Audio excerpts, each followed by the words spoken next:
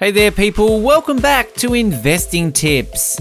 Who doesn't want to be wealthy, right? But the secret to being wealthy is not just making a lot of money, it's actually keeping it. That is where most people go wrong and end up falling into dreadful debts.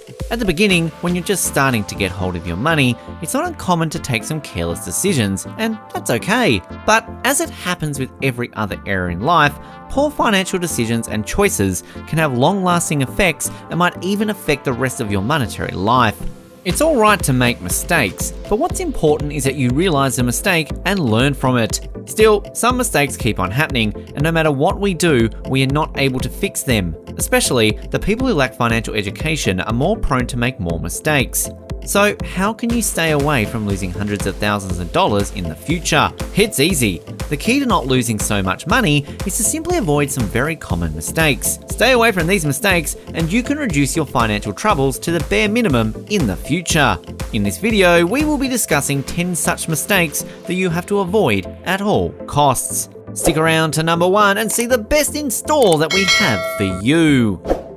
Number 10, getting behind on your payments. It's possible that when you fall behind on your house or car payments, you might get into a cycle that is hard to break. Late fees and other charges keep on piling up each time you fall behind. It may also damage your credit score, which can affect your finances in the future. The first thing you need to do is catch up on your late payments and then address any spending, budgeting, or income issues that have caused you to fall behind. Then you have to work to stick to your budget so that this doesn't happen again. It goes without saying, the higher your credit card usage, the higher of your monthly balances you need to pay off. If you are tracking your monthly usage and keeping it in line with your budget, kudos to you. But if not, and unfortunately a lot of folks don't track, you've got a problem. And this is one of the first common money mistakes to avoid. If the monthly payoff balance is higher than what you can pay, then by default, you will have to wait until you have enough money to clear the balance. The credit card company will add interest to your purchases, since you did not pay the balance when it was due, and now the payoff balance is higher. And this becomes a vicious cycle until you make full payment. Instead, be careful and calculative about your credit card usage every month and don't overspend. You'll both enjoy the benefits and also build your credibility and credit score as time goes by.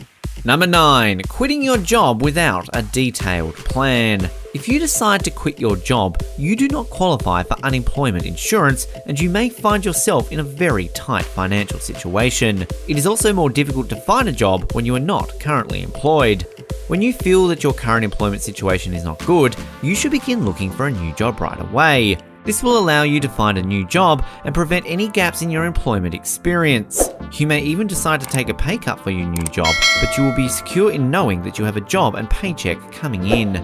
Number 8, failing to create a financial plan. It all starts here. Your personal financial plan, a blueprint of how you want your finances organized, is the beginning of your financial journey. Creating a financial plan should be your number 1 priority. A financial plan can include, but is not limited to, the following: savings goals, real estate investment, business startup investment, child education and 529 plan targets, expense goals, investing goals, types of investments, stocks, bonds, ETFs, blockchain, investment in a vacation home, paying off student loans, paying off credit card debt, clearing any other form of debt, insurance, both health and life, retirement planning, or estate planning. There are no shortcuts to financial independence, unless you're wealthy, and creating a financial plan is like learning the alphabet before actually learning the words. Number 7, borrowing money.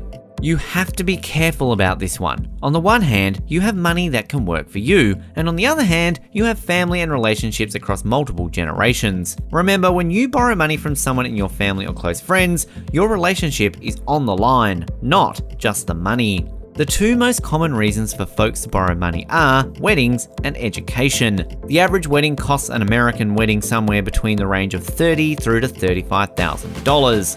That's equivalent to a student loan. Everyone likes a wedding that has all the bells and whistles, but when it comes to costs, people either exhaust all their savings and borrow more money. This takes a toll on them and ultimately the relationship is at risk. The best option is to just stay within your budget or borrow from a bank. This way, you are not risking your relationship with your family members or friends. Number 6, purchasing a house you can't afford. Yeah, we all dream of our own place, but remember, buying a house or condo is a very expensive purchase of your life. It is going to be your primary home where you will create memories for a lifetime, party, have cookouts, celebrate festivals, and even raise a family.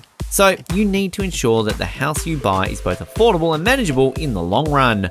The monthly mortgage payment should neither give you sleepless nights nor force you to work 3 to 4 jobs and be miserable. Do not let outside opinions muddy your thought process and rationale. If you have not, check out how to save a 20% in down payment so you don't end up paying private mortgage insurance or PMI. Remember, when you cannot make your monthly payments, the bank is going to come knocking on your doors and you're the only one in trouble. Plan your finances and set aside a dollar amount for ongoing maintenances. Keep it simple. If you can't afford a home, wait until you can. Number 5, buying a car when you don't need one. Society, peer pressure, your parents' lifestyle, and your friends' net worth mean nothing if you are miserable and unhappy. Do not live someone else's life if you can't afford it. Another common money mistake to avoid, whatever happens. Countless folks buy a fancy car to either keep up with the Joneses or fit in, only to realize later that it was a mistake. They can't afford the monthly payment and it stretches them thin. Even if you can afford it, think twice about paying an extra $300 to $500 per month for a fancier version. You can save or invest that money that can earn you good returns in the future, and then you can buy something you actually need. Number 4, using too much credit. These days, the credit card issuing companies have less strict rules giving the steep competition. What does it mean for you and me as a customer? It means that we can get a higher credit line than what we are looking for or can afford to spend. So it's a double-edged sword in that we get to use more credit, but also have to pay the balance at the month's end. A lot of credit cards have travel, gas, shopping benefits linked to the reward points you accumulate. This means you can either get cash back or redeem the points to pay off your monthly balance. There are a ton of benefits that come along with using a credit card, so be smart about using them. When you use your credit cards to cover the shortfalls in your spending, you can run up a huge amount of debt in a really short period of time. Plus, it's statistically proven that people tend to spend more money when they are paying with credit. It's also easier to stop paying close attention to your budget when you constantly fall back on your credit card. You need to stop using your credit card and start following a budget to kick your credit card habit. Number 3, making financial choices out of fear or pressure. Problems in finances are often accompanied with making a financial choice when you are afraid or you feel a lot of pressure to act right away. When you are afraid, you may not be considering all of the options and you may end up making a mistake that will cost you. It is important to take a step back and consider all of your options. You may also want to talk the decision over with someone you trust. Another financial mistake is to give into pressure to take a big financial step, like buying a new car, to purchasing a home, or getting married, or even having a child. You may not be ready for these steps, and giving into pressure will not benefit you financially.